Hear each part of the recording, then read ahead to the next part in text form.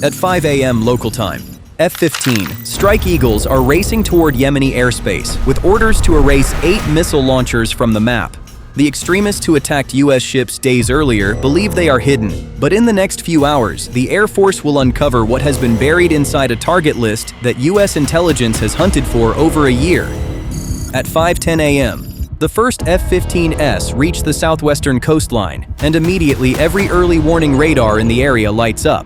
The weapon systems officers on board shift their attention to the radar warning receivers and realize they are being watched. It is the Houthi P-18 early warning radar, feeding targeting data to surface-to-air missile batteries.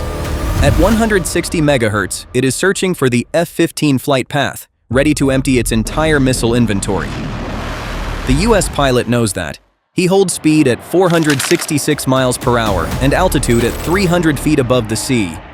If that radar is truly feeding a SAM battery, they have only seconds to act. 5 seconds pass. The Houthi radar continues scanning instead of screaming. The WSO exhales in relief. The radar suppression system is still working, for now, but the suppression window between cycles is shrinking. The next deception may still work, but beyond that, nothing is certain. So the F-15 package needs to move fast. At 5:12 a.m., the Yemeni coastline along the Bab el-Mandeb Strait stretches out ahead. Coastal mountain ranges blend almost perfectly with dozens of other hills in the region. Somewhere within that empty terrain lie the missile systems that struck U.S. and Allied forces last week. In just a few minutes, they will be nothing but smoking craters. His job is to find his target among 50 hills. 8 out of 50 is not exactly favorable odds for a gambler from Nevada. But these pilots have no other option. Satellite imagery only provides potential leads. They are hunting using nothing but experience and the raw instinct built from 3,000 flight hours in the F-15. Inside the lead strike aircraft, the WSO activates the AN/AAQ-33 targeting pod. The infrared display locks onto a complex 31 miles away. Multiple structures clustered around a central missile system, and heat venting from exhaust ports reveals exactly the kind of underground space intelligence promised would contain something worth destroying. But matching coordinates does not guarantee accuracy. The APG-82 radar tells the WSO something is there, but it does not tell him what it is. Mountain terrain blends into ground clutter. Man-made structures reflect signals just like rock formations. The difference between an active missile site and an abandoned one depends entirely on human judgment. The system cross-references radar signals with satellite imagery, compares thermal signatures with reconnaissance data from the past 3 days, and asks the only question that matters: is this still a valid target?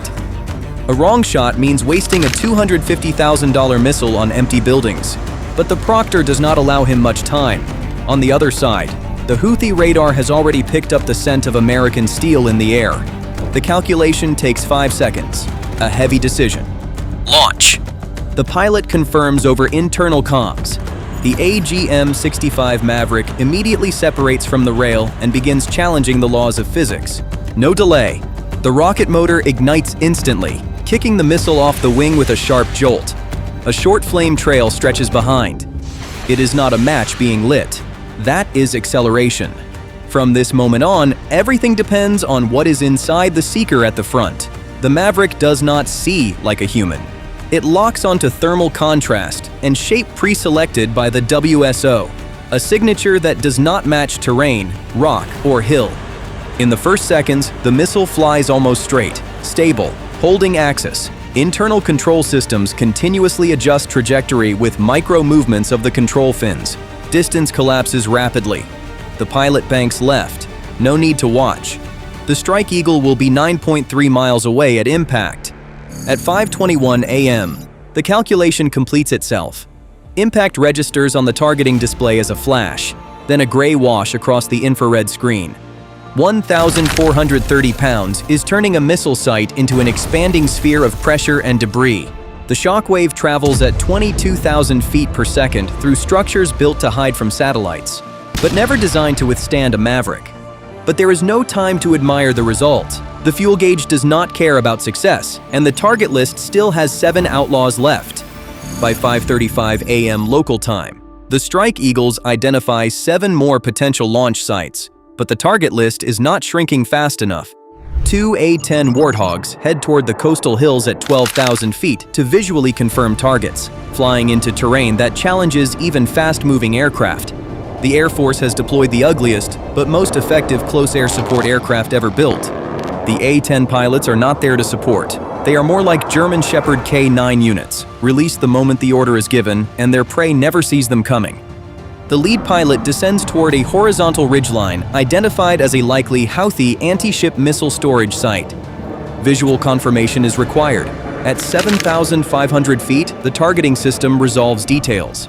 A reinforced structure embedded into the hillside, ventilation shafts indicating underground storage, and thermal signatures typical of a facility trying very hard not to be seen.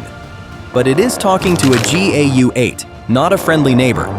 The 7-barrel rotary cannon produces recoil close to 5 tons, enough to slow the aircraft by 23 miles per hour, enough to push the nose off target if you are not prepared, even enough to tear your aircraft apart if you ignore physics lessons from training. As the pilot approaches, he is already thinking through the geometry. The gun is mounted 2 feet off center to the left, but rotates to the 9 o'clock position when firing. That places the active barrel exactly on the aircraft's centerline. For 40 years, pilots have been firing a gun that is not where it appears to be, and still hitting targets, because engineers already solved the math for them. The pilot rolls in, nose down toward the target. Speed builds.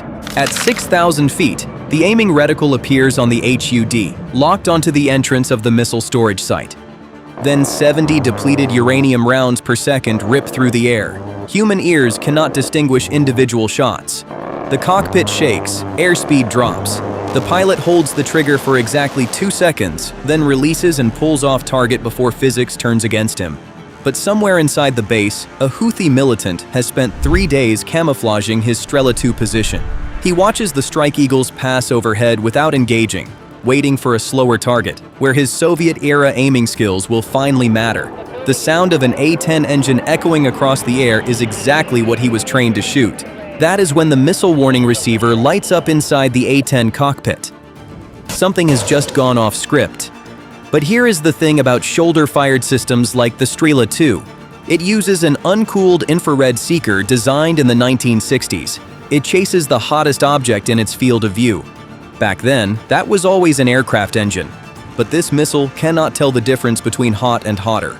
It locks onto whatever burns brightest. The pilot's hand hits the flare dispenser. What drops behind ignites at 3,600 degrees Fahrenheit. The A-10's jet exhaust runs at around 1,110 degrees Fahrenheit. To that seeker, the flares do not look like a better target. They look like the only target. The missile veers off the aircraft, diving into empty air where the flares are burning. That launch signal triggers every sensor across the battle space. The position of the anti-ship missile system is exposed. A correction of just 2 inches is enough for a finishing strike. The A-10 turns back, but the gun mounted on the aircraft has its limits. Some targets are simply too far for a dive attack, so the pilots carry these. The weapon you are seeing is called the AGM-65 Maverick, and it solves the problem the gun cannot. The infrared seeker at the nose of the missile views the world through layers of heat contrast, and once the pilot designates a target, the seeker locks with the determination of a weapon built for a single purpose. The pilot does not need to dive into unnecessary detail. He identifies the target from 5.6 miles, a facility radiating the heat of dozens of missile warheads, confirmation that the seeker is tracking the correct thermal source, and squeezes the trigger. The Maverick handles the rest, accelerating off the rail and using its own guidance system to reach the target while the pilot is already preparing for the next shot. By 6:35 a.m., the A-10s and F-15s have executed ambush strikes at 5 fixed locations using a combination of cannon fire and missile launches.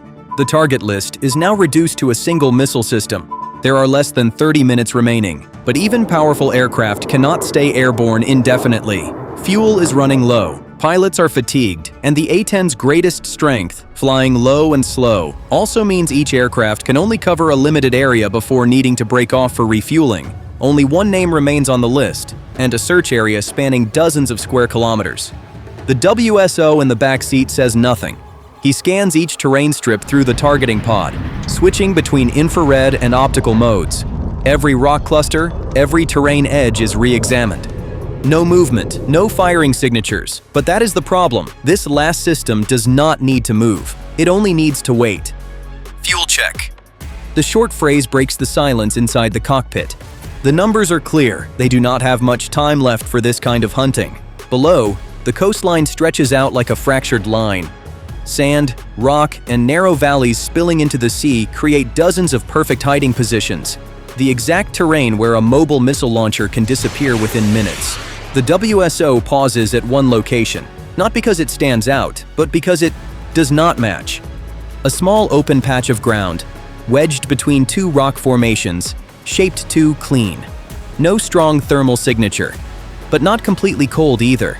Like something has just been powered down. The coordinates are pushed into the system. No radar confirmation, no emissions, just suspicion, based on experience, not data. The pilot does not question it. He reduces altitude slightly.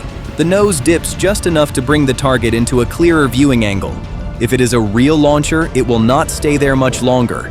If it is not, they are about to waste their final missile on a meaningless patch of rock. An all-in move that will decide whether the mission ends here or they return next week. Distance, 7.5 miles. The WSO zooms further. Through faint infrared noise, a line appears. Unnatural. Not rock, not sand. A metallic edge. Very small. Nearly invisible to the naked eye. But this is the eye of an eagle. Confirmed. That's it. No time left to reconsider. The pilot locks the target. And this time, there is no second chance. But the final target is not just an anti-ship missile launcher. In the moment the WSO zooms in one more level, another signal appears. Not in the infrared spectrum, but on the radar warning display. The alert tone activates, not noise, not search mode. A lock. Spike, 11 o'clock. A stable, high-intensity emission source locks directly onto the aircraft. No longer search, no longer guesswork. Someone on the ground has eyes on them. The WSO immediately switches to the RWR display, a familiar waveform, a frequency that cannot be mistaken. A 2K-12 Cub has just gone active. A medium-range air defense system, not something deployed for intimidation, something built to shoot aircraft down. And it has a lock. At the same time, the targeting pod imagery begins to assemble into a complete picture. The anti-ship launcher is not alone. It is positioned slightly to the rear, hidden inside a shallow depression. Up front, near the coastline, another cluster of vehicles. Radar antenna raised, rotating slowly, almost motionless. Just enough to avoid early detection, but enough to lock when needed. This is not a single firing position. This is a complete defensive system. The anti-ship missiles are for offense. The Cub is there to protect them. And the F-15E right now is sitting exactly inside the missile's kill zone. There is no time to reassess. If nothing changes, they have only seconds to react.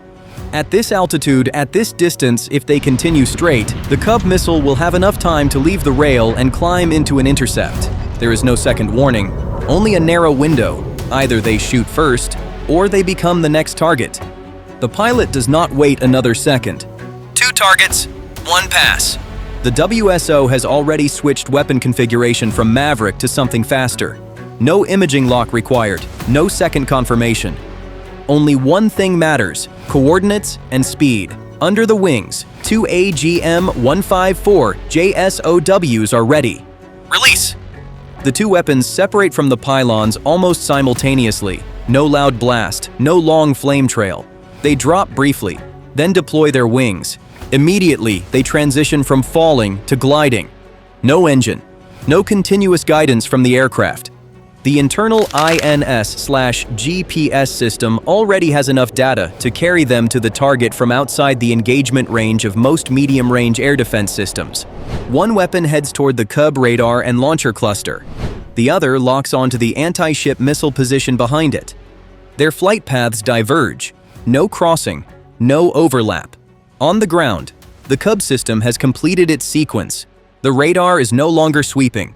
It is holding a single point in the sky. The F-15. The missile launches with a violent jolt. The solid fuel motor ignites instantly, driving it upward at a near vertical angle. A bright flame tears across the morning sky. Unlike the JSOW, This is not a silent weapon. This is a declaration. In less than a second, the missile transitions from vertical climb to a slanted intercept path. The semi-active guidance system takes over, tracking reflected radar signals from the ground. It has a target, and it is accelerating. In the air, the F-15 pilot does not turn away immediately. He makes a slight pull on the stick, altering the flight vector, while deploying chaff and flares in a pre-programmed sequence. Not to evade completely, but to complicate the solution the missile is trying to solve. The distance between them is collapsing rapidly. One side, gliding silently, undetectable until too late. The other, closing fast, locked onto its target. And in the next few seconds, only one side will reach first. The pilot pulls hard left. The F-15E Strike Eagle rolls nearly 90 degrees, nose dipping slightly to gain speed. No climb, no maintaining previous heading. The entire flight vector is broken in under a second. The WSO is no longer looking at the ground. He is watching the RWR. The signal is still locked, stable, not degraded. The 2K-12 Cub missile is tracking. He pushes the throttle to maximum. A stream of countermeasures deploys. Chaff bursts behind, forming a reflective cloud, not to completely deceive, but to force the missile to process more data. One more variable, one more chance to survive. The missile begins adjusting. It is no longer flying straight. It wobbles slightly, continuously correcting as it tries to maintain lock in a disrupted environment. Distance closes fast. 3 miles, 1.8 miles. The pilot pulls again, this time a violent brake to the right, combined with a sudden drop in altitude. G-force slams into the cockpit. Everything shakes for a brief instant. The missile cannot match that turn immediately. It overshoots, slightly, but enough. Its flight path cuts behind the F-15, drifting off the original lock axis. The guidance system tries to correct, but the distance is too close. Too many changes in too little time. A flash erupts behind. The missile detonates mid-air, a few hundred meters from the aircraft. A light shock ripples across the airframe, but no impact, no significant fragmentation. The F-15 remains intact. Meanwhile, on the ground, the two AGM-154J SOWs complete their work. The first slams directly into the Cub radar cluster. The penetrating warhead detonates after contact. The radar antenna snaps in half before it can stop rotating. The entire control system is erased in a short but deep explosion. The second arrives less than a second later. It drives straight into the anti-ship missile position behind. A precise strike at the center. Blast pressure travels through the launch tubes. Secondary detonations trigger instantly. A column of fire erupts from the ground. 2 targets, 2 impacts. Nothing remains. In the air, the F-15 stabilizes its flight path. No more lock signals, no more radar, only a stretch of coastline. Just erased from the target list. Over internal comms, the command station transmits to the entire flight. Eagle, all targets confirmed gone. Head home. Mess hall's still open, and you just earned enough bonus to cover the whole crew.